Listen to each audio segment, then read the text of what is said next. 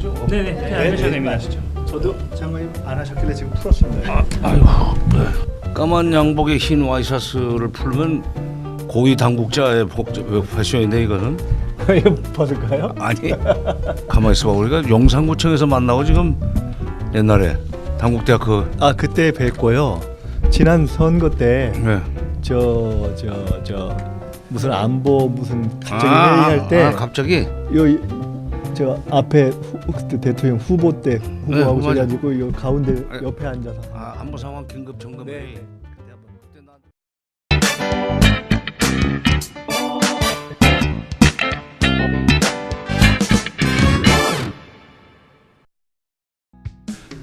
안녕하십니까. 민주연구원 원장 김민석입니다. 아시다시피 민주연구원은 그 민주당 부설이자 또 독립적인 싱크탱크입니다. 그 정책 연구도 하고 또 시민 교육을 통해서 시민들에게 어떤 공론의 장을 넓혀가는 그런 것을 임무로 하고 있는데, 이번에 이제 각계 전문가들을 모시고 정책에 대한 이해를 높이는 대담을 만들어 보자 하는 그런 취지에서 새로운 시도를 하게 됐습니다. 그 첫 번째 자리가 오늘 그 북한 핵 문제를 다루는 자리가 되겠습니다. 북한 핵 문제를 첫 번째 주제로 다루는 이유는 이것이 뭐 국가적으로 중대사일뿐만 아니라 또 민족의 장래가 걸린 문제이고, 또 민주당이나 이 민주개혁 진영의 입장에서는 이것이 그간 가졌던 어떤 노선의 정체성이 달린 문제이기 때문에 이 문제를 좀 다뤄보자 하는 취지가 반영된 것입니다. 9월에 6차 핵실험이 있었고 또 탄도미사일이 발사가 됐습니다. 문재인 정부 새 정부 들어서만도 벌써 지금 핵실험과 미사일 발사가 계속되고 있는데, 무엇보다도 북한을 이해하고 또 대응하는 데 있어서 가장 전문가라고 할 두 분을 모셨습니다. 우리 정세현 전 통일부 장관님 뭐 소개가 필요 없을 것 같습니다. 예. 또 한반도 평화 번영연구소 김형덕 소장님 모셨습니다. 사실 두 분은 뭐 워낙 전문가이시고 또 우리 장관님 그야말로 현장에 정통한 베테랑이셔서, 원래 현장에 정통하지 않은 베테랑들이 말 잘못하면 혼나는데 제가 사실은 오늘 이런 방식의 토론 진행이 처음이라 제가 혼날 가능성이 높습니다. 좀 봐주시고요. 편하게 진행을 시작하도록 하겠습니다. 우선 제가 드리고 싶은 첫 질문이요. 북한이 과연 핵을 포기할 거냐?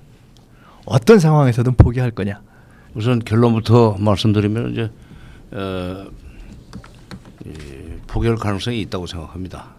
다만 그 반대가 불을 어떻게 주느냐에 따라서 포기를 이제 할 수 있다고 생각하는 근거를 말씀드리겠습니다. 북핵 문제가 수면 위로 올라와서 복잡하게 이렇게 시작된 게 93년 3월 12일 이후입니다. 이렇게 24년 된 문제지만 그 뿌리는 더 깊어요. 80년대 말 90년대 초 이미 북한이 미국의 핵 활동을 감지하고 여러 가지로 그 경고를 준다고 그럴까 하는 행동을 했었는데, IAEA를 통해서 91년 12월 31일 날 남북 총리 회담에서 한반도 비핵화 공동선언이라는 게 채택되지 않았습니까? 그때 그 91년 12월 31일 날 채택된 한반도 비핵화 공동선언도 사실은 북한의 핵 활동을 그 법적으로 묻기 위해서 한국에 권고를 했던 거고, 한국이 미국의 권고를 받아들여서 북한과 합의를 했던 겁니다. 90년대 초부터 북한은 핵을 가지려고 그러는데 그 뿌리가 원인이 뭐냐?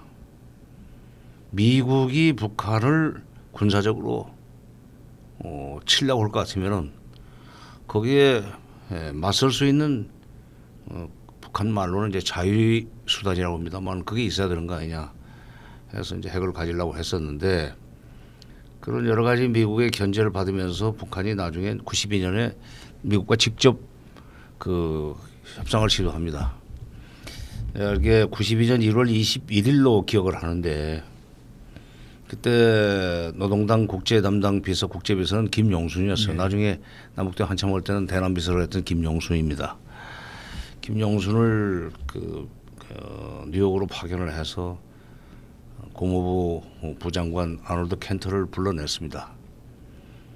불러내가지고 이렇게 말했어요. 앞으로 남쪽에 주둔하고 있는 미군 철수를 요구하지 않을 테니까 수교를 해달라. 미군 주둔을 전제로 한 미북 수교 요구를 했는데 거절당했죠. 거절당하고 미국이 계속 92년 그해 IAEA를 통해서 특별 사찰까지 요구를 하고 들어가니까 북한은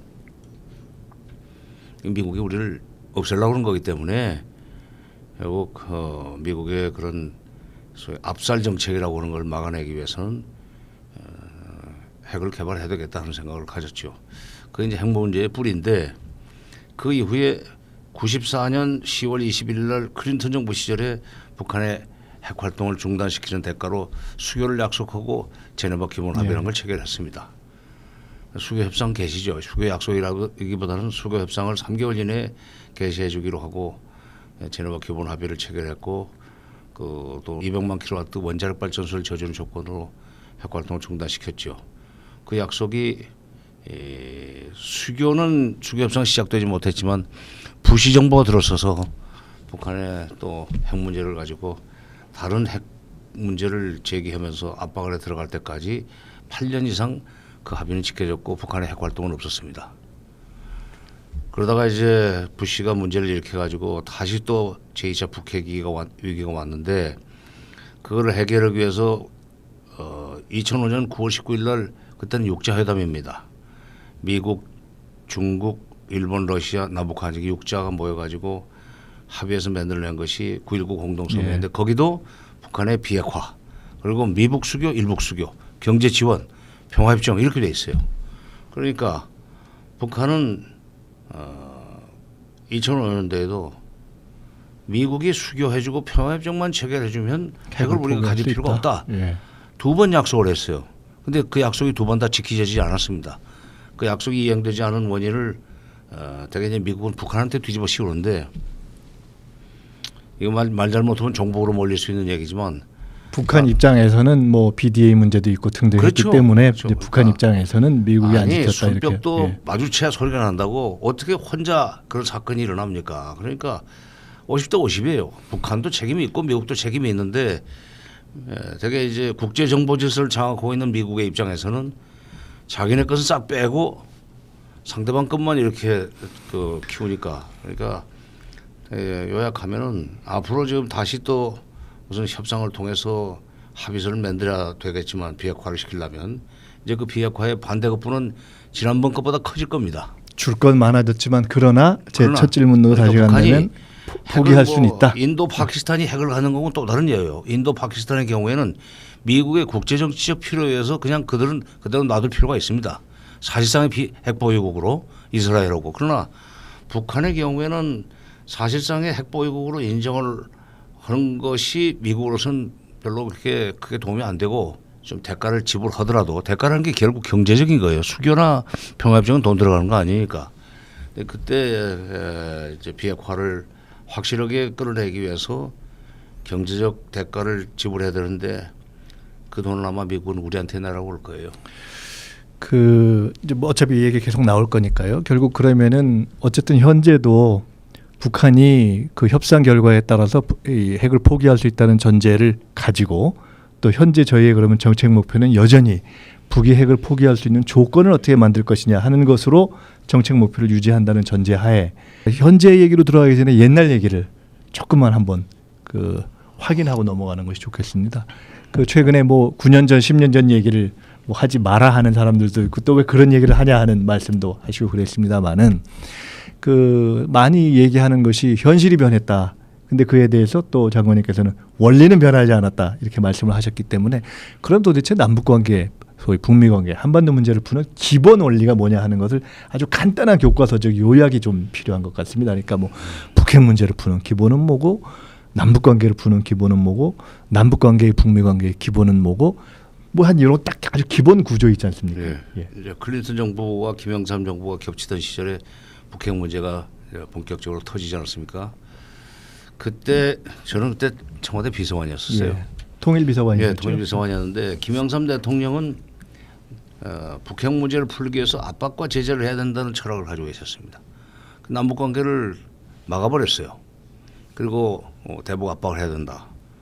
그러나 클린턴 정부가 그것을 듣지 않고 그냥 협상으로 문제를 풀려고 해서 결국 동미봉남 상태에서 한국은 봉쇄되고 미국하고 북한하고만 얘기를 해가지고 북핵 문제 해법을 찾았는데 나중에 이제 2005년 9월 19일 날 체결된 9.19 공동성명에는 국제사회에서 이건 북핵 문제 해결을 할 수 있는 확실한 로드맵이라는 평가를 했었습니다. 그때 그 9.19 공동성명을 만든 배경에는 남북관계가 확실하게 그 마지막 꼭지를 딴 게 정동영 장관. 그렇죠. 그러니까 예. 남북관계가 긴밀했었기 때문에 그 긴밀한 남북관계를 축으로 해서 미국을 설득하고 또 북한을 설득해서 이 접점을 만들어낸 뒤에 그걸 최종적으로 중국이 마무리하도록 이렇게 뒤에서 배후에서 소위 모더레이터, 조정자 또는 촉진자, 퍼실리테이터 역할을 했었죠. 그러니까 앞으로 지금 문재인 정부가 북핵 문제를 풀려고 할 것 같으면 특히 비핵화까지 목표로 두고 근데 미국에서는 이미 지금 동결해서 끝내야 된다는 얘기들이 슬슬 나오고 있는데 이거는 절대 우리가 경계해야 됩니다. 우리는 비핵화를 목표로 하고 확실하게 북핵 문제를 풀기 위해서 남북관계를 복원을 해서 그 남북관계를 축으로 해가지고 북핵 문제를 풀어나가는 그런 투트랙 그러니까 남북관계 개선과 북핵 문제 해결 병행이라고는 이쪽으로 가야 됩니다. 그러니까 남북관계와 북미관계의 병행 소위 투트랙인데 북핵 문제 해결. 예, 북핵 문제 해결. 그런데 남북관계가 그것의 뭐 선도자, 조정자, 뭐 이런 촉진자 역할을 하고 북핵 문제는 기본적으로는 북미 간의 문제이면서 북미 수교를 통하지 않으면 최종적으로 해결 안 된다. 뭐 대략 이런 구조였다. 그리고 김대중 정부, 노무현 정부가 다 기본적으로 그런 구조적 논리 하에서 접근법을 취했다. 이렇게 보면 되는 겁니까? 그러니까 그런 그 소위 북핵 문제 해결과 남북관계 병행이라는 그 정책 기조, 투트랙 정책 기조를 가지고 있었기 때문에 김대중 정부, 노무현 정부 시절에 이게 북핵 문제 때문에 국민들이 이렇게 불안하게 살지를 않지 않았습니까? 관리가 됐어요. 예, 관리가 됐죠. 관리가 됐었지. 예. 근데 지금은 박근혜 정부가 이 남북관계를 끊어놓고 나니까 그것도 이명박 정부 때도 끊겼지만 9년 동안 남북관계가 단절된 끝에 지금 뒤에 문재인 정부가 들어서 이걸 복원을 못한 상태에서 북핵 문제가 커져버렸기 때문에 예, 북핵 문제를 관리해 나갈 수 있는 레버리지가 우리한테 없는 겁니다. 지금 어떻게 보면 골든 타임을 상당히 놓쳐서 굉장히 어려운 상황에 지금 처해서 시작했다고 볼 수 있는 거 아닌가요? 굉장히 어려운 상황에서. 이명박 정부와 박근혜 정부가 나온겨놓고 떠난 부의 유산, 마이너스 유산이 너무 커요. 그 현재 어떻게 할 거냐 하는 얘기를 조금 들어가 보려고 그러는데요. 야, 제재가 맞냐? 대화가 맞냐? 제재와 대화의 병행이 맞냐? 이제 이 세 가지를 놓고 사실은 좀 헷갈려 합니다. 근데 이것을 하나하나 좀 짚어보려고 합니다. 우선 제재부터. 이번에 유엔에서 이제 대북 제재 결의안 그 2375 이걸 만장일치로 채택하고 사흘 만에 북한이 탄도미사일을 다시 발사하지 않았습니까? 그 계속 제재를 해서 최대한의 제재와 압박을 한다. 지금 이렇게 국제사회에서도 얘기하고 미국도 얘기하고 또 우리 정부에서도 이제 그런 얘기가 나오는데 과연 북한이 항복할 수 있는 최대한의 최고도의 압박과 제재가 뭘까요? 이게 원유 공급을 차단하면 되는 건가요? 그 정도면은 실제로 손을 들고 나올까요? 아니면 그 정도까지는 중국과 러시아가 여러 가지 상황에 따라서 들어올 가능성이 있습니까? 도대체 뭐가 최대의 압박과 제재입니까? 푸틴 대통령이 했다는 말을 제가 인용하는 것이 잘 낫겠습니다. 고난의 행군 시절에 풀뿌리를 캐먹으면서 견뎠던 사람들이다. 보통 사람들이 아니다. 그러니까 제재라는 게 지금 경제적 고통을 주겠다는 거 아니에요? 경제적 고통을 주면은 손 들고 나올 것이다. 김 소장한테 한번 물어보세요. 손 들고 나올 것 같은가? 아니 한번 지금 그렇지 않아도 한번 우리 김영 소장한테 물어보려고 그랬습니다. 아니 우리 김 소장님은 최근에도 뭐 북중 국경도 다져오고 계속 이렇게 상황 체크를 하지 않습니까? 이 제재가 계속되면 실제로 북한 내부의 주민들의 반응은 어떻고 또 지금 정도의 제재에 대한 상황은 어떻고 어떻게 보십니까? 더 강화되면 또 어떻게 나올지.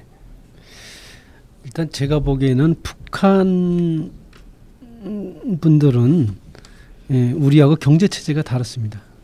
기본적으로 남한은 대외 의존 경제고 그리고 또 국민들이 경제 행위를 자유롭게 해서 그 시장에서 결정되는 것들이 많죠. 그러니까 그러다 보니까 외부하고 관계를 나쁘게 했을 때 대외 관계를 경제 악영향을 미치고 또 그 민심이 입안해서 정권에 영향을 미치는 체제입니다.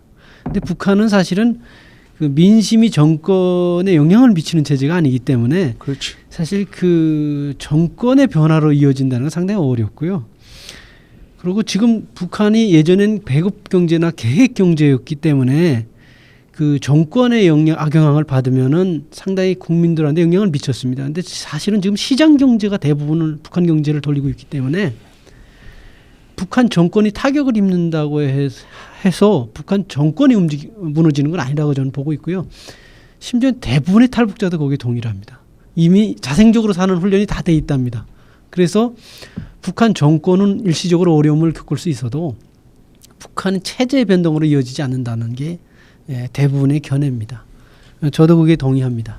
그런데 그 실제로 어쨌든 정권에 주는 압박의 강도는 그게 실현 가능성을 떠나서 과연 원유 공급이 차단된다 하면 어느 정도의 압박을 체제가 느끼게 되나요? 아이고 저는 그 지금 원유 공급 중단하라는 얘기가 지금 몇 년째 나오고 있지 않습니까? 그거 일단 실현 가능성 자체가 없다. 중국과 러시아가 안 중국과 들어간다. 러시아가 이게 좀 현실적으로 지금 미국과 중국이 동북아시아의 소위 지배권, 헤게모니를 놓고 지금 싸우는 과정에서 이 북핵 문제가 서로 상대방을 압박하는 카드로 됐어요. 상대방을 압박하기 위해서 지금 그 북핵 문제를 쓰고 있는데 그 중유 공급을 중단하라. 뭐 러시아한테도 이제 그런 주문을 하는데 그게 결국 중국으로 하여금 북한을 그 압박해서 생기는 결과를 미국이 누리게 돼 있는 거 아니에요. 중국이 왜 그 짓을 하겠어요? 국제정치적 손익 개선 때문에도 그건 중국이 응할 리가 없는 요구입니다. 이번 대북 제재 이상으로는 사실상 가기가 어렵다. 쉽지 않다고 보시는 거죠. 그다음에 원유 수출 중단 얘기가 지금 나온 지가 몇 년이 됐기 때문에 여러 해가 됐기 때문에 이미 아마 한 1년 반 이상 버틸 수 있는 것은 비축해놨으라고 봐요. 그런 정도의 아니 어렵게 사는 삶일수록 최악의 순간의 상황에 대비해서 비축하는 게 있지 않습니까? 우리나라 그 50년대 60년대 정말 헐벗고 굶주리던 시절에 끼니를 제대로 못 있는 집에 가도 명절 때 제사 때 생일 때 쓸 수 있는 쌀은 어딘가 숨겨놨습니다. 응? 아, 참. 그 소위 최고도의 압박과 제재론자 그 입장을 가지고 있는 측에서 본다면 또는 그 북한 내부 사정을 아는 입장에서 본다면 실제로 가장 압박의 강도를 심하게 느낄 수 있는 압박책은 뭘까요? 북한의 전체적으로 압박으로 저는 북한 체제가 변경된다고 보지는 않습니다. 지배 체제가. 그런데 그 압박책이라는 걸 판단하기도 어렵고 그 압박을 한다고 해도 그것이 전체의 정권의 변화로 하기는 어렵다. 변화를 주기 어렵습니다. 첫 번째 그런 게 하나 있고요. 가장 압박이 크게 된다는 건 중국이 혹은 러시아가 북한과 단교하는 겁니다. 모든 거리를 중지하는 겁니다. 근데 그게 갈 가능성은 결국은 없기 불가능한 때문에 가능성밖에 없다. 그것도 압박이 된다 해도 저는 북한이 무너진다고 보지 않습니다. 그리고 그렇게 아니, 한다 해도 지금 이 유럽에 있는 국가들이 북한과 단교 요새 막 단교라기보다는 추방하지 않습니까? 대사 추방을 하고 있는데 미국의 영향권 아래에 있는 국가들이죠. 멕시코도 사실은 뭐 미국의 영향권 아래에 있다고 봐야죠. 지리적으로 바로 붙어 있고 멕시코 경제를 미국이 뭐 그 좌우할 수 있으니까. 그러나 중국과 러시아는 미국의 영향권 하에 있지도 않고 미국의 그런 말을 들을 수 없는 나라들입니다. 그러니까 그건 중국과 러시아가 무슨 뭐 북한과 단교를 할 수 있는 가능성은 없고 단교를 한다면은 물론 북한한테는 큰 타격이 되겠지만 일어날 수 없는 일이에요. 근데 이렇게 제재를 강하게 하고 아무래도 이게 어떻게 본다면 대한민국 사는 사람한테 야 너 서울 가지 마. 꼭 그건 아니지만 그거 굉장히 불편하지 않겠습니까? 북한이 다 버텨낼 수 있지만 사실은 편한 상황은 아닌 거 아닙니까? 제재와 압박이 계속된다는데 그럼에도 불구하고 이런 제재 방식으로 먼저 핵을 포기하겠다고 하고 대화하자라는 것에 결코 응하지 않는 이유가 그럼 뭐냐? 그게 소위 리비아의 경험 그렇죠. 때문에 그렇습니까? 그러니까 북한에서도 직접 그런 비슷한 얘기를 했어요. 그러니까 미국 말은 어떻게 믿느냐? 그러니까 리비아의 경우에 핵을 먼저 포기하면은 가다피의 두 아들한테 권력을 승계하는 것도 다 인정하고 뭐 여러 가지 경제적 지원도 해주겠다고 하는 말을 믿고 참 뭐랄까 어리석게도 포기를 했다가 결국 다 뒤통수 맞은 거 아닙니까? 또 이라크의 경우에도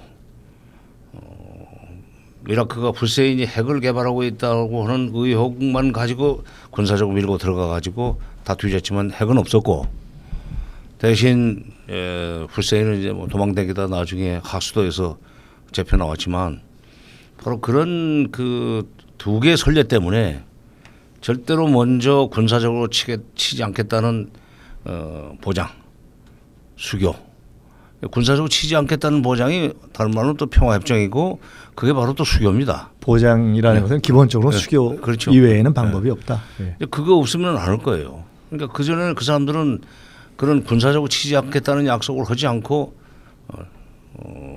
핵부터 없애라 또는 또 핵 의혹만 가지고 치고 들어갔던 그러니까 군사적으로 방비를 못했기 때문에 후세인은 당했고 리비아는 가만히 속아서 당했다는 두 케이스를 합쳐가지고 이 사람들은 대책을 세워놨다고 봐야죠.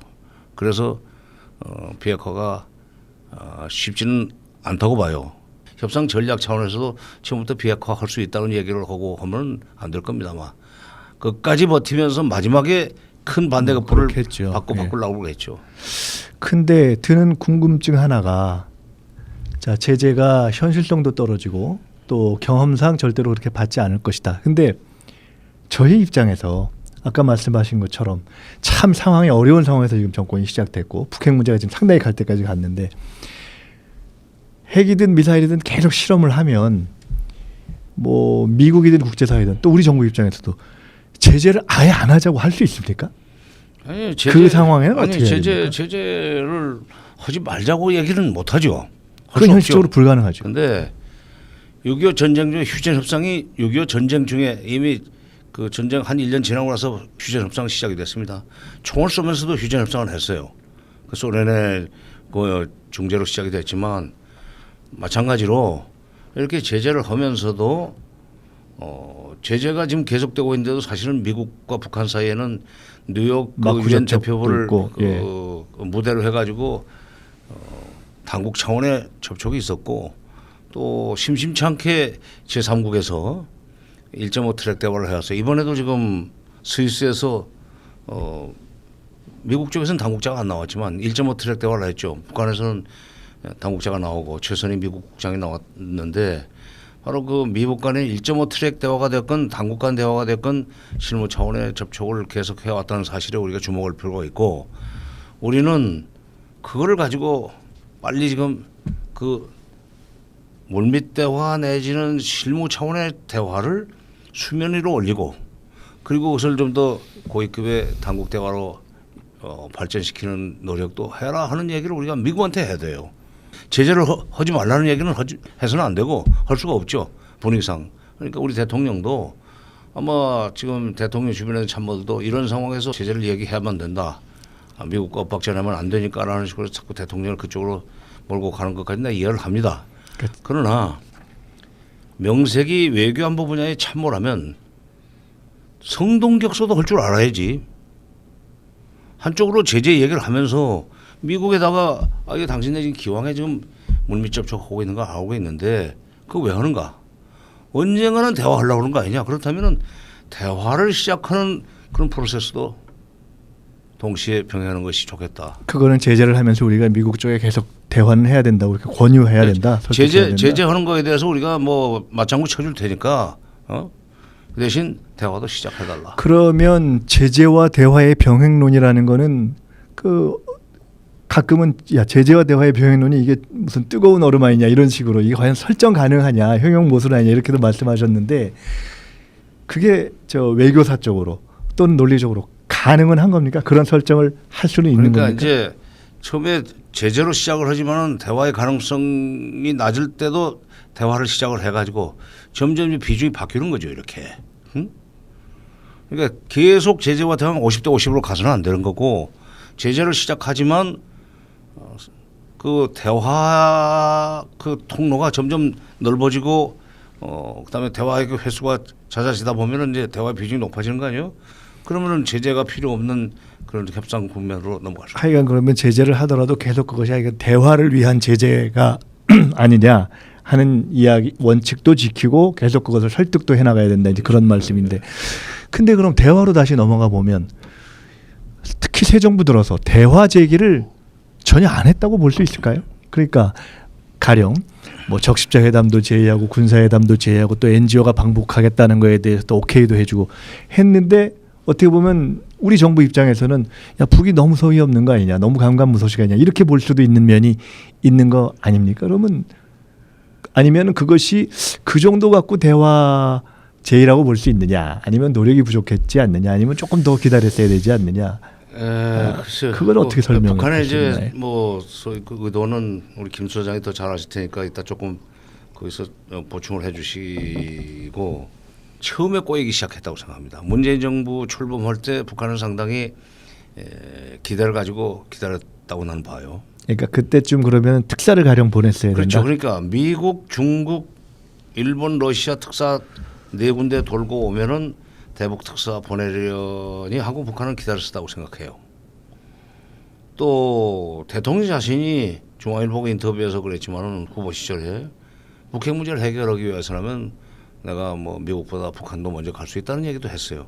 그런 얘기들이 북한한테는 굉장히 큰 메시지로 다가갔을 거고 따라서 대북 특사를 보냈더라면 그 말하자면 4군데 갔다 와가지고 4날 갔다 와서 바로 5번째 북한을 보냈더라면 아마 문재인 정부의 대북 그 정책 또는 남북관계 개선 정책의 의지의 제안의 진정성을 그대로 받아들였으라고 생각해요. 그러면 정부 초기에 있어서 가장 아쉬운 대목의 하나로 만약에 짚어본다면 그때 대북 특사를 안 보낸 것이 굉장히 아쉬운 대목이다. 그렇죠. 이렇게. 그러니까 그때 그걸 보내고 앞으로 우리가 이런 걸 제안을 할 텐데 그때 그 이렇게 말해서 그걸로 시작을 해서 여러 가지 좋은 쪽으로 발전해 나갈 뿐만 아니라 과거에 민주정부 그 10년 동안의 관계를 복원하려고 그러니까 적극적으로 좀 협조를 하자 우리라고 얘기를 하고 뭐 군사회담을 제안하든지 이산가족 상봉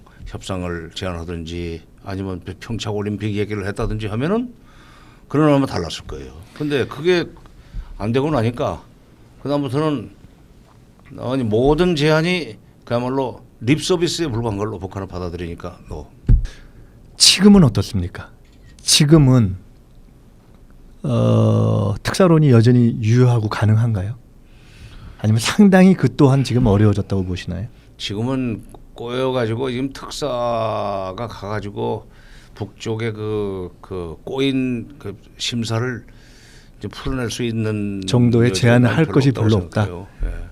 그야말로 가서 아예 뭐 비핵화하고 미북식을 같이 바꾸자라는 정도의 얘기를 하거나 아니면 소위 얘기하는 뭐 쌍중단 그런 정도를 아예 내걸거나 하면 그런 정도 수준이 아니면 아예 뭐 그렇죠. 지금 말씀하신 평창이니 뭐니 하여간 만나보자 이런 건 안 된다. 북쪽이 협조를 적극적으로 한다면 우리가 미국하고 그 긴밀하게 협의를 해가지고 가령 쌍중단으로 시작을 할 수 있다. 쌍중단은 사실은 중국이 그 중국어로 번역해서 그렇지 2015년, 2016년 북쪽에서 제안했던 얘기예요. 자기네가 핵활동 중단할 테니까 군사훈련 중단하고 그리고 뭐 대화 시작하자 하는 얘기를 2번이나 했는데 15년, 16년 박근혜 정부가 그때마다 했죠. 그러니까 지금이라도 그렇게 우리가 미국하고 협의를 해서 가겠다고 하면은 북한은 그러면 뭐 남쪽을 믿고 한번 남북관계 복원에도 적극적으로 나서 보겠다 할 수 있을 텐데 그게 이제 일이 이렇게 된 뒤에는 미국으로부터 그런 데 대한 일종의 위임을 받지 않으면 어떻게 돼 있는 거 아니에요. 가령 국면이 그렇다면 우리가 대화론 그 의지를 아무리 갖고 있어도 사실 우리가 쓸 수 있는 카드가 그럼 정말 없는 그런 국면이라고 봐야 되는 거냐. 북한은 예. 국가 핵무력의 완성이라고 하는 그런 그 목표를 향해서 이제 가려고 그럴 겁니다. 근데 이제 국가 핵무력의 완성이라고 하는 것이 최종적으로 그러면 끝까지 그걸 끌고 가려고 그러는 거냐 아니면은 대가가 크면 마음에 들고 그 괜찮으면 포기할 것이냐 하는 것은 북한이 지금 아직 지금 내가 북한 속까지 들어가 보지 않았기 때문에 모르지만 우리로서는 대가를 치르고라도 그걸 그 포기시켜야 된다는 목표를 가지고 미국하고 이제 협의를 해야죠. 근데 대화가 이루어질 수밖에 없는 그런 상황을 만들기 위해서 동문서주한다. 지금 북한은 갈 수도 없고 미국은 아무 때나 갈 수 있으니까 뭐 전화도 수시로 되고 미국을 먼저 설득해야죠. 그리고 결국은 미국을 먼저 설득해서 결정권은 미국이 가지고 있어요. 예. 북한이 대화를 하자고 할 때도 미국이 안 나간다 보니까 결국 육자회담은 재개가 안 됐었습니다. 지금 할 수 있는 그러면은 결국은 대화를 열자는 설득의 방향은 하여간 미국으로 하여금 제재는 하되 하여간 이걸로 끝까지 결국 못 푸는 거 아니냐라는 것들을 다양하게 이야기하면서 어떤 방식으로든 대화를 진전시켜라라고 설득하는 것에 주력을 해야 한다. 조금 다른 얘기로 넘어가세요. 지금 국민들 사이에서 뭐 어쨌건 전술핵이건 핵무장이건 뭘 좀 해야 되는 거 아니냐.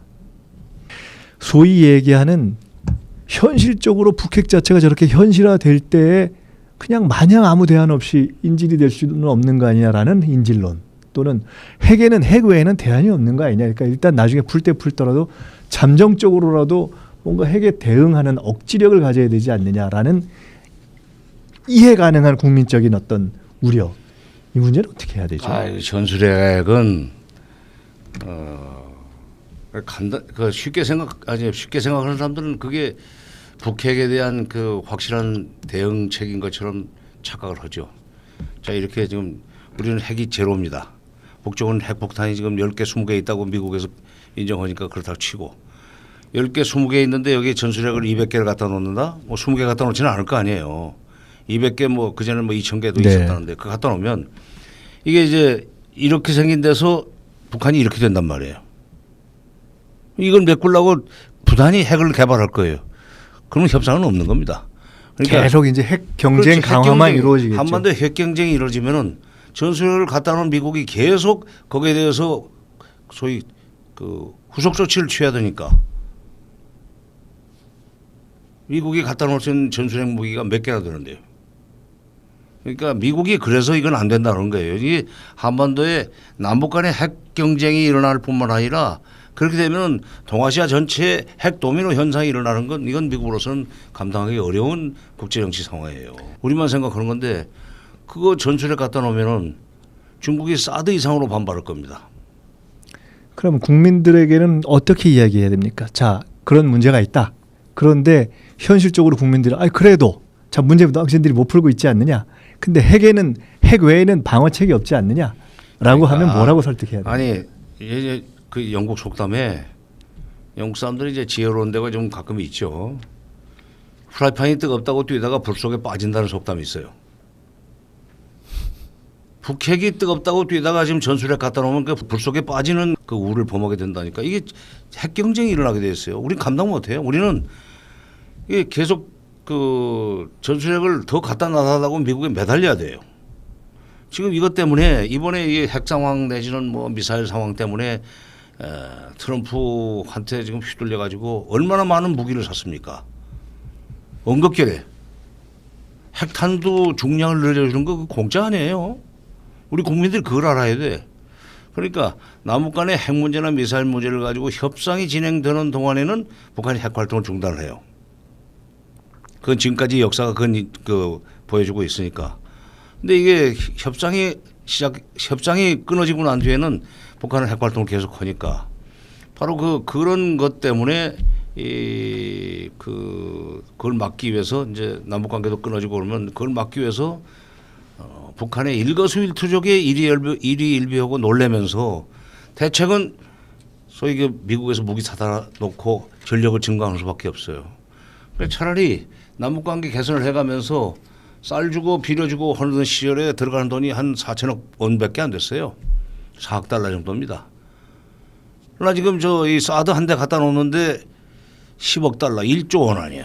그러니까 핵으로 사드 한 대 갖다 놓는 거에 반 정도만 가지면은 국민들이 전쟁 공포 없이 미국 무기 사는 것보다 훨씬 적은 돈으로 남북 교류 협력에 매칭 펀드 해주고 뭐 여러 가지 구체적으로 저쪽에 작은 투자 같은 거 해주고 하면 훨씬 적은 돈으로 국민들은 편하게 산다 이거야.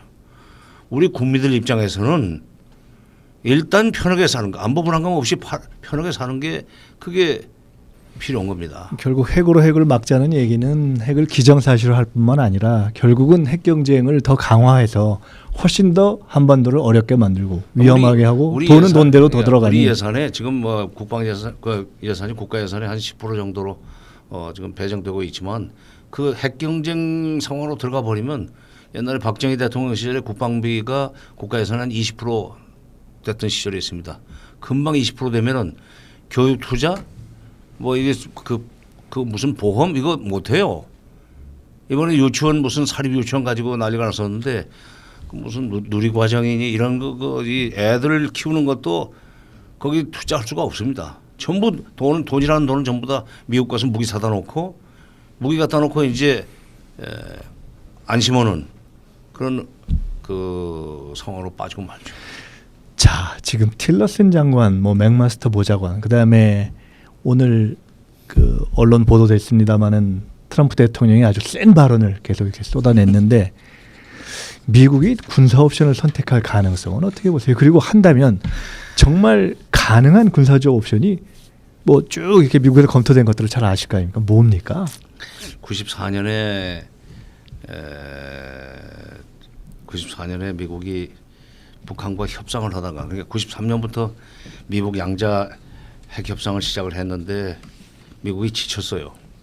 북한의 협상 전략 전술에 아주 시달리다가 굉장히 피곤하게 합니다. 남북 대화에서도 그 사람들 벼랑 끝 전술 쓰고 뭐 별 전술을 다 쓰는데 그 이제 이겨내면은 결국 우리가 필요로 하는 그 성과를 거둘 수 있지만 그 지치면은 이제 회담 깨버리고 나오는 수가 있죠.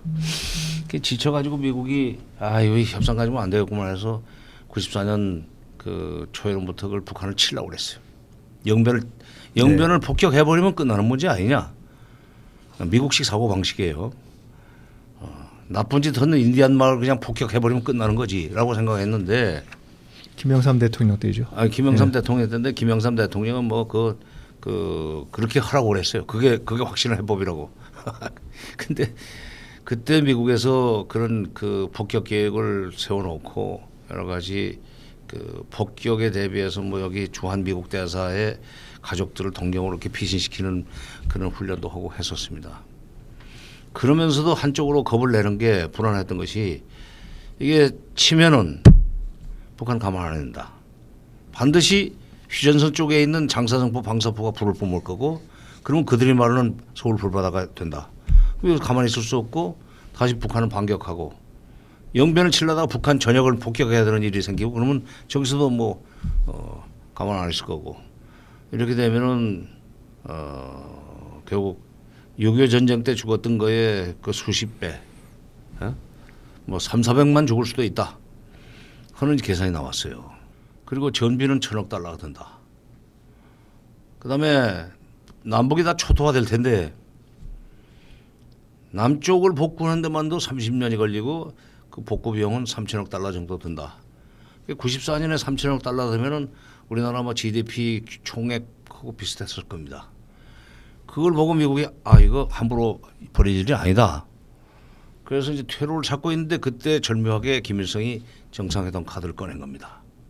그래서 폭격을 안 하고 지나갔는데 작년 11월 중순에 당시 그 북한 폭격 계획을 세웠던 국방부 장관 윌리엄 페리가 한국에 와서 했던 유명한 얘기가 있어요. 내가 그때 폭격 계획을 세웠지만 그때 이러이런 그 이 부작용 내지는 국가 때문에 겁이 나서 못했다.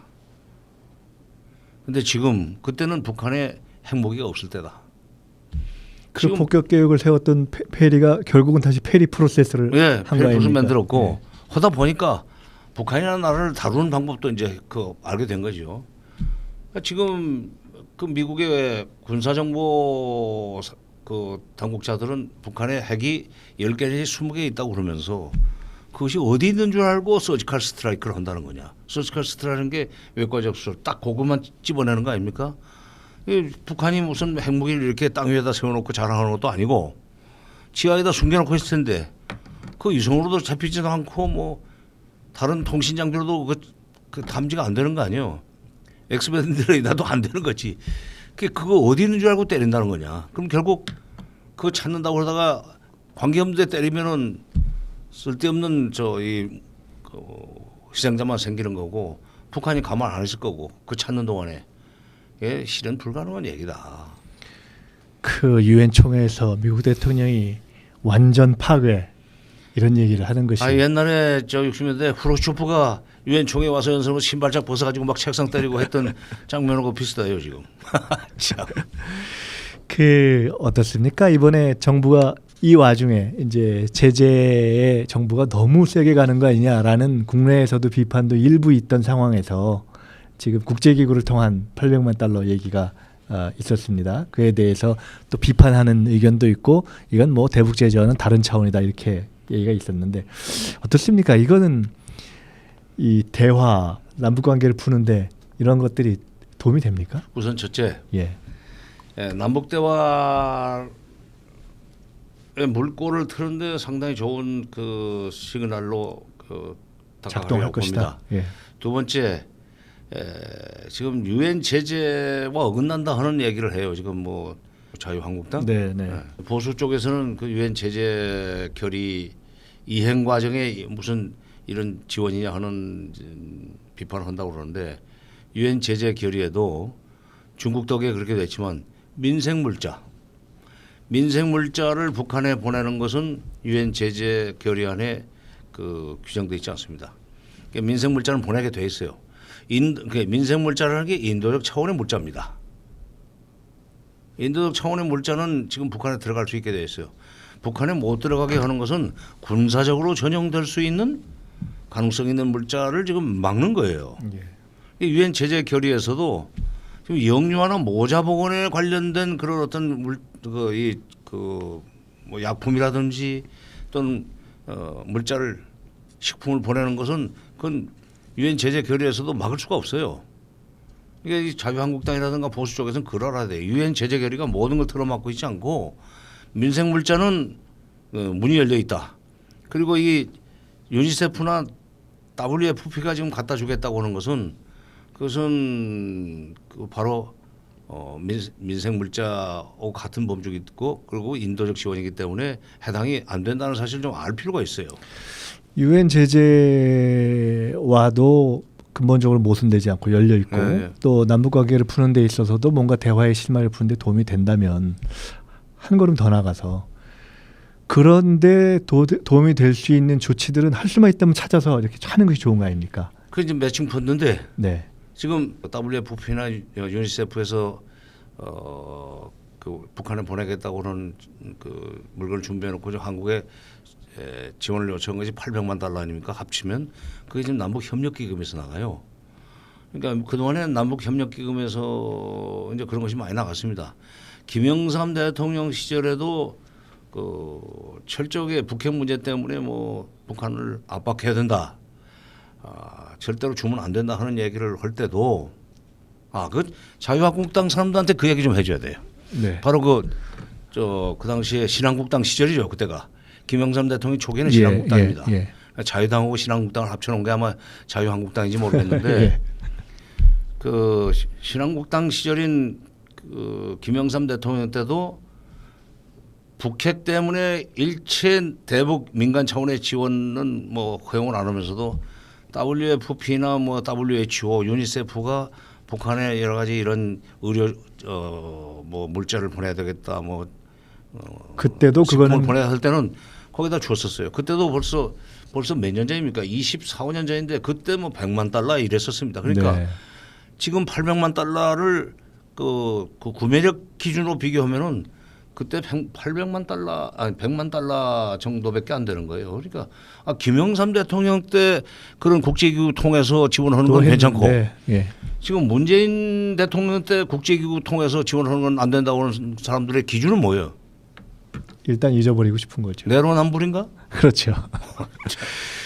그렇게 도움이 된다면 할 수 있는 우리 뭐 장관님이 남북 관계를 현장에 다뤄보셨기 때문에 다른 무슨 아이템들이 없을까요? 그리고 이건 어떻게 생각하십니까? 사실은 선거 전에는 논의가 됐었지만 남북 관계에도 도움이 될 수 있고 유엔 제재와도 벗어날 수 있는 것으로서 지금 상황에서 개성공단이나 금강산 문제를 제기할 수 있다고 보십니까?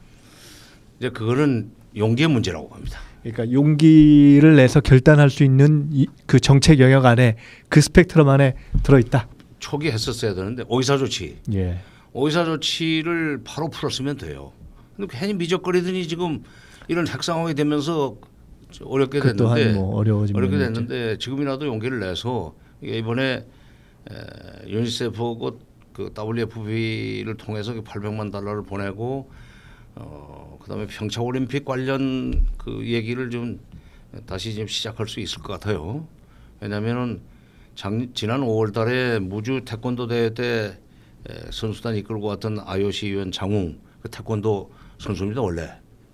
그렇죠. 태권도 선수인데 북한 태권도고 남쪽 태권도고 좀 달라요. 근데 태권도 출신이죠. 그 사람이 그때 문재인 대통령이 거기 축사에서 관영산지 축사에서 평창 올림픽에 좀 공동 참가를 했으면 좋겠다는 얘기를 하니까 다음 날인가 다음 날 스포츠 위에 정치 있다고 하는 식으로 해서 거절했었어요. 네, 그렇죠. 근데 최근에는 다시 이 저 평창 올림픽과 뭐 무슨 뭐 정치는 또 정치국 뭐 이런 안보 뭐 이건 또 별개다 하는 얘기를 했어요. 아, 최근에 또 그런 얘기가 했어요. 있었나요? 예. 나는 이건 북한의 입장이 좀 바뀌고 있다는 증거라고 봅니다. 그러니까 평창 올림픽 얘기를 뭐 꺼낼 수도 있겠지만은 어쨌건 북한의 다세가 조금씩 바뀌고 있는 요거를 이 기회를 놓치지 말고 그러니까 대화의 불쏘시개를 만들기 그렇지. 위해서 할 수 해서 있는 거 이제 평창도 고민을 해봐야 되고 하고 상황이 조금만 바뀌어서 예를 들어 북미 간의 대화를 우리가 설득함으로써 국면이 조금만 변화할 조짐이 있으면 그러니까 우리가 북미 간의 대화를 미북 간의 대화를 권고한다는 어떤 그 징조만 보이면 북한은 바로 우리하고 대화하는 데 적극적으로 나오려 봐요. 그때는 만약에 그러한 상황이 이제 우리가 가상입니다만 된다면 이번에는 개성공단이나 금강산 문제 같은 것도 상당히 과감하게 판단을 해야 될 영역에 들어갈 것이다. 그렇죠. 아니 그러니까 오이사 조치를 풀면 되는데 그러니까 그때 그러니까 뭐 오이사 조치를 풀려면은 천안함의 진실을 먼저 규명해야 된다는 식으로 자꾸 조건 제시하면 아무것도 못합니다. 그러니까 천안함 문제는 그건 나중에 또 해결하기로 하고 오이사 조치는 풀고 그리고 이제 개성공단 시작한다는 식으로 치고 나갈 용기가 있어야 돼요. 그 국가의 최고 지도자 대통령은 때로는 용기가 필요합니다. 미국과도 맞설 용기가 있어야 돼요. 큰 마무리 이제 질문 쪽으로 가기 전에 우리 김 소장님 나오셨으니까 그 한국은행에서 이번에 북한의 경제 성장률을 3.9%로 추정했지 않습니까? 이게 1999년 이후에 최고치로 지금 되고 있는데 대북 제재가 이렇게 계속되고 있는데 경제 성장률이 이렇게 상당히 호조를 보이는 것으로 보이는 것을 내부에서는 어떻게 지금 전해 듣고 계십니까? 사실 북한이 이 계획 경제에서 법률화된 시장 경제로 넘어가진 않았습니다만 실질적으로는 시장 경제로 그렇죠. 상당 부분 전환기에 있습니다. 그래서 시장에서 시장 경제로 전환되는 과정 속에서 성장률이 상당히 높게 나타나고요. 중국도 시장 경제로 전환하는 그 전환기 경제 때 성장률이 거의 10% 넘었었습니다. 그러니까 북한이 그 정도까지는 안 갔지만 전체적으로 성장이 시장에서 이루어지기 때문에 성장이 계획 경제 때보다는 좀 있는 게 사실이고요. 아마 핵 협상을 하기 위해서 핵무기를 추진하기 위해서 제재 받을 걸 예상했고 시작했기 때문에 그 몇 년 동안 상당 시드머니를 갖고 있는 거죠. 그러니까 시드머니를 갖고 있는 면도 있고 네. 상당히 바닥이 시장화되면서 지금 그것이 경제 성장의 그 기반으로 나타나고 있는 것이다. 네네 그렇게 보는데 이제 이것이 또 뭐 약간 일시적으로 부작용이 있을 수 있죠. 제재를 받으니까. 그렇지만 전체적으로 성장세에 있는 걸 그걸 멈출 정도의 제재는 좀 어렵다고 봅니다. 장관님 이제 마지막 질문 드리려고 하는데요. 네. 대한민국에서 햇볕 정책이라든가 또는 그에 기초한 김대중 정부, 노무현 정부로 이어졌던 그런 어떤 정책의 기조라든가 또는 최근에 북핵 문제를 푸는 데 있어서의 어떤 대화 협상 논의라든가 어쨌든 그런 정책을 펼쳐가기가 기본적으로 좀 쉽지는 않지 않습니까? 결국은 국민적 지지 기반이라든가 국민적 동의가 없으면 풀기가 어려운 거 아닙니까? 과거에 그럼에도 불구하고 풀어온 보수적인 또는 상당히 안정 추구적인 또는 북한에 대한 아주 그 어떤 트라우마가 있는 그런 국민 정서 속에서 그럼에도 불구하고 대화, 협상 쪽으로 이렇게 풀어온 정부의 큰 어떤 원칙이라면 또는 비결이라면 앞으로 그건 뭘까요?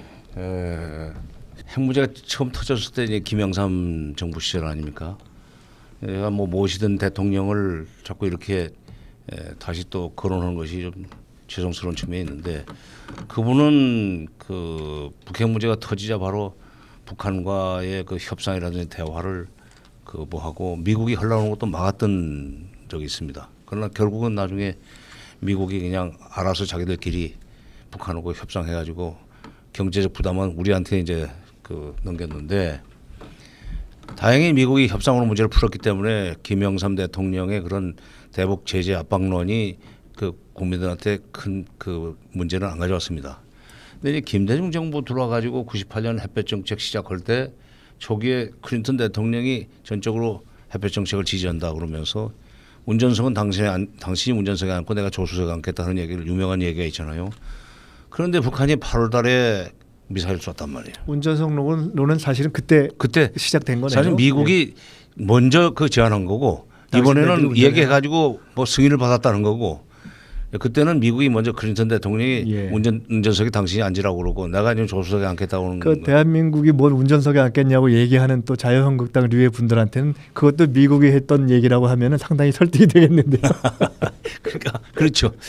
그러니까 아까 그 저 김영삼 대통령 때 100만 달러 유니세프에 보냈던 거 이것도 좀 두 개는 꼭 전달을 해줘야 되겠습니다. 글쎄, 근데 그때 98년에 일본 열도 상공 이번처럼 열도 상공으로 미사일을 쏘아가지고 태평양 쪽으로 날렸어요.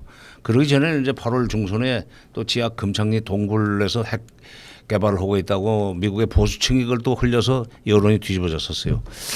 그때 저는 그때 차관이었었는데 그때 김대중 대통령이 어떻게 하나 이렇게 이제 보고 있었죠.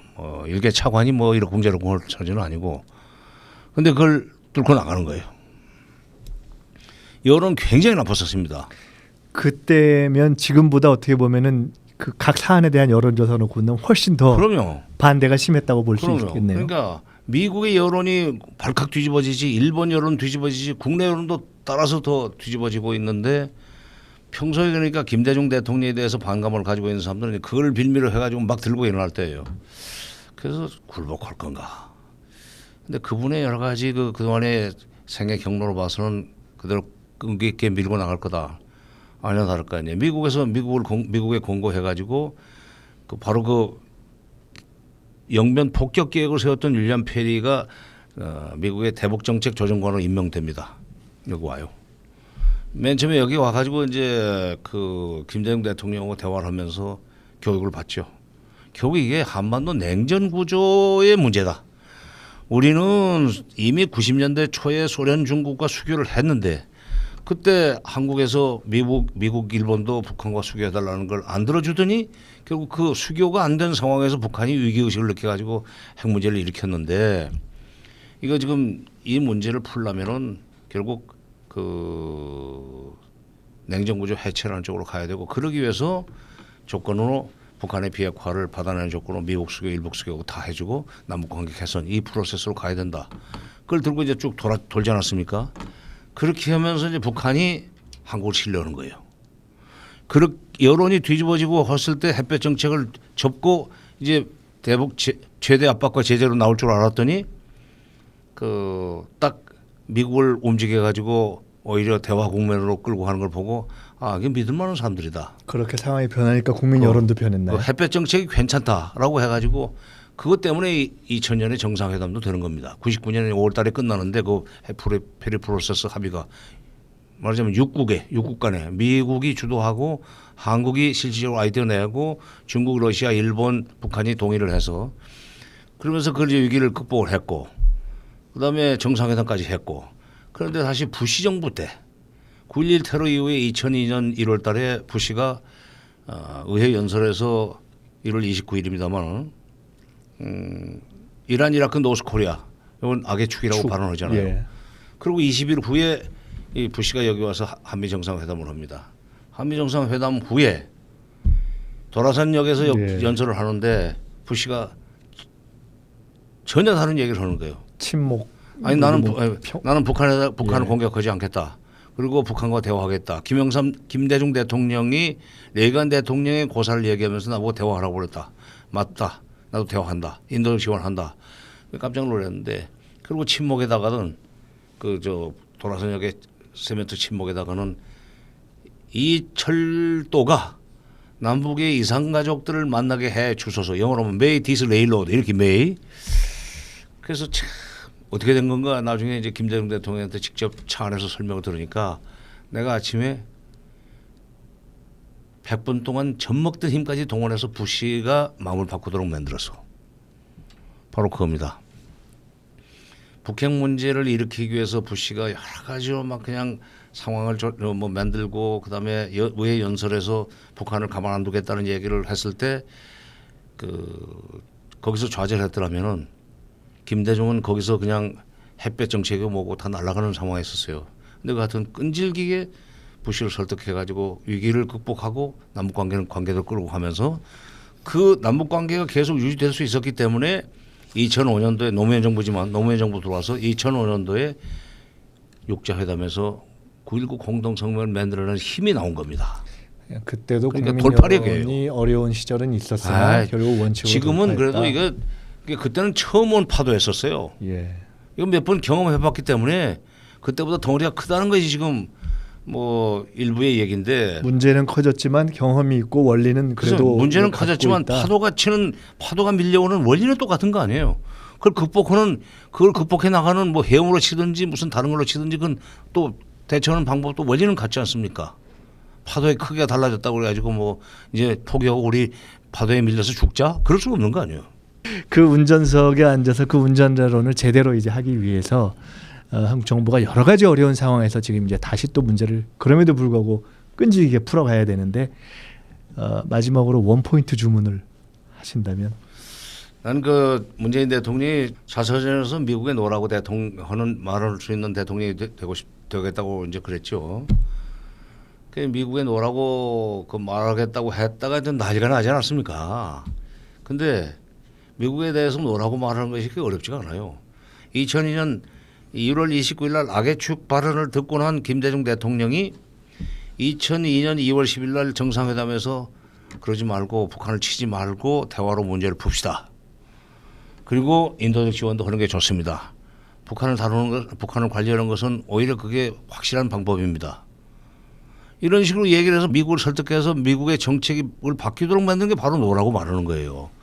그러니까 이번에 문재인 대통령이 휴가 갔다 와서 그때가 뭐 8월 7일이었나요? 내 기억을 하는데 사진은 나왔어요. 이제 저 회색 체크 남방을 입고 전화를 합니다.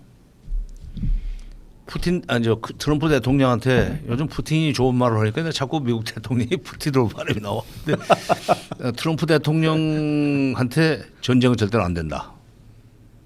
전쟁은 절대로 안 된다. 그리고 전쟁을 할 때는 우리하고 협의를 해야 되고 우리 허락을 받아야 된다는 얘기를 하지 않았어요. 바로 그게 노라고 말한 겁니다. 무턱대고 아무거나 안 된다는 얘기가 아니에요. 그 얘기를 하는 게 아니에요. 그런 것이 노라고 말하는 그렇지. 것이다. 노라고 말하는 게 그런 거예요. 그러니까 앞으로 문재인 대통령은 자꾸 그 제재를 뭐 지금은 대화를 얘기할 때가 아니다는 얘기를 하지 말고 지금은 제재를 또 하면서도 대화 가능성을 키우기 위해서 노력을 해야 된다는 식으로 좀 그렇게 얘기를 해달라 이거야. 균형을 잡는 그렇죠. 그러면서 해야 제재에서 한다. 대화 쪽으로 예. 방점이 옮겨가는 그런 식의 조치를 취해 줘야죠. 그래야 우리 국민들이 불안하지 않지. 지금까지 저희 민주연구원의 첫 그 정책 대담 북한 핵 문제를 가지고 우리 정세현 장관님 또 우리 김형덕 소장님 함께 과거 역대 정부의 어떤 지혜 이런 것까지를 한번 되짚어 보면서 앞으로 어떻게 해야 할 것인가 이걸 고민해봤습니다. 한반도 위기에 큰 해법이 기본적으로는 어떤 구조로 만들어져야 되느냐. 과연 미국과 북한의 수교라는 근본적 해법을 풀어낼 그런 구상 없이 이게 과연 해결될 것이냐. 그리고 그런 큰 구상과 대화는 어떻게 작은 초석을 쌓아가면서 실마리를 풀 것이냐.